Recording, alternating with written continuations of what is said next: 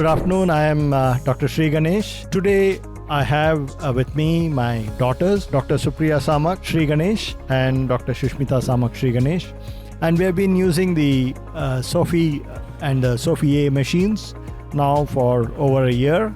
And we would like to present some very nice cases on the Sophi. It's got active fluidics. It's got two peristaltic pumps, one for irrigation and one for aspiration. And it's also got a venturi for aspiration. So it's got an irrigation sensor which is constantly monitoring the IOP and compensating for any fluctuation.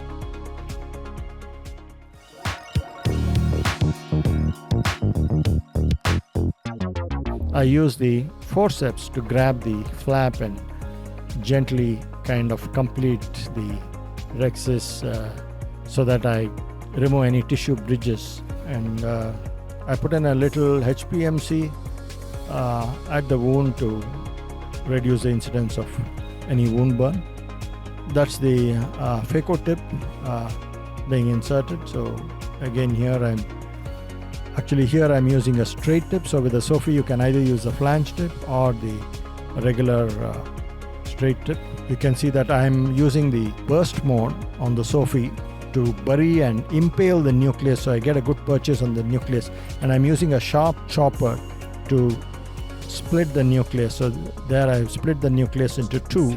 I rotate the nucleus, again bury. You can see that the chamber is extremely stable, and once I get that quadrant into the safe zone, which is the center of the AC at the pupillary plane, then I'm able to use pulse mode and then very easily aspirate and remove the cataract. Here I'm using a flow of 50 cc's per minute and a vacuum of 500 millimeters of mercury in the vacuum mode, the venturi mode. So it's very efficient.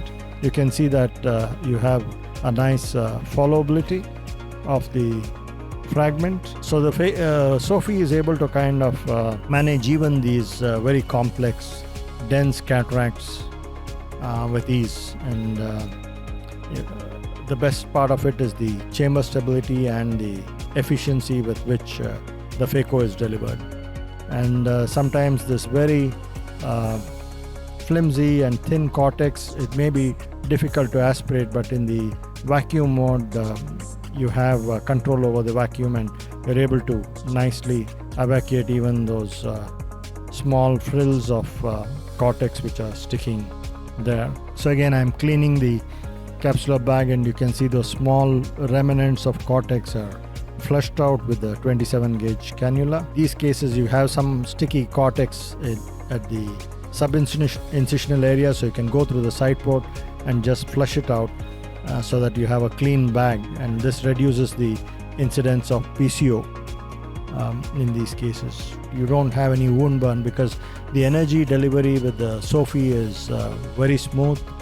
Even the pulses are kind of chamfered, so you have very good energy delivery but very less heat production.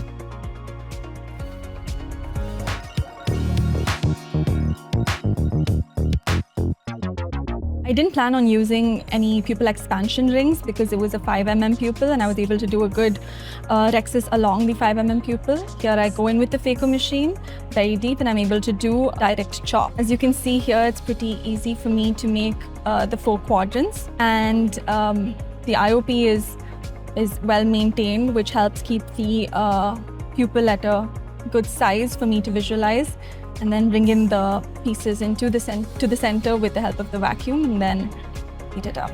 Yeah, it's not a very dense cataract, but it was a mid-dilating pupil. Again, there's not much fluctuation in the anterior chamber. The pupil size is well maintained for me to be able to complete the Phaco emulsification. I go in, complete the cortical removal with the bimanual technique, wash out a little bit. I'm able to visualize the rhexis margin as well, and then complete the cortical removal. I go ahead and inject the monofocal IOL that was planned, and then do a thorough wash of the anterior chamber. So as you can see here, there's a little bit of an iris prolapse. So I go hydrate the main incision a little so that it doesn't allow for the iris to prolapse again. Complete the visco washout with the bimanual eye. There's a little bit of cortical material behind the IOL because but because I'm confident, I just go behind the eye, I'll wash it out, and then I'm done with the case.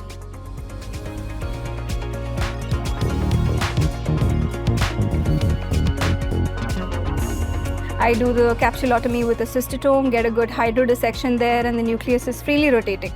Here I'm using a bent tip with the Sophi and a 19 gauge sleeve, and you can actually see my Phaco settings. As I bury, it's going up to more than 500 vacuum at full occlusion, and I get a good through and through chop there. So it's the hold on the pieces is quite excellent.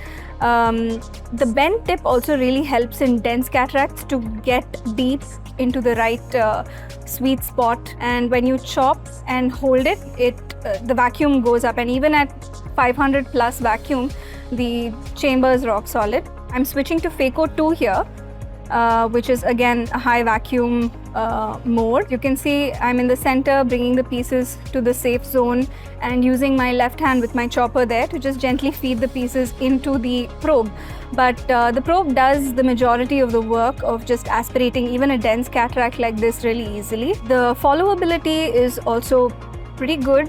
I'm just at the center, and my Phaco power itself is not all that high. I'm at about 20 to 30% Phaco and keeping it stable at that level. And the pieces just come to you. I'm not having to come out and fill the chamber with viscoelastic multiple times. There's no wound burn, everything looks fairly stable, and I'm not having to use too much Phaco energy to remove even a dense cataract like this. Thank you very much for joining me today, and we enjoyed sharing our experiences with the Sophi, different techniques, different parameters. Thank you very much.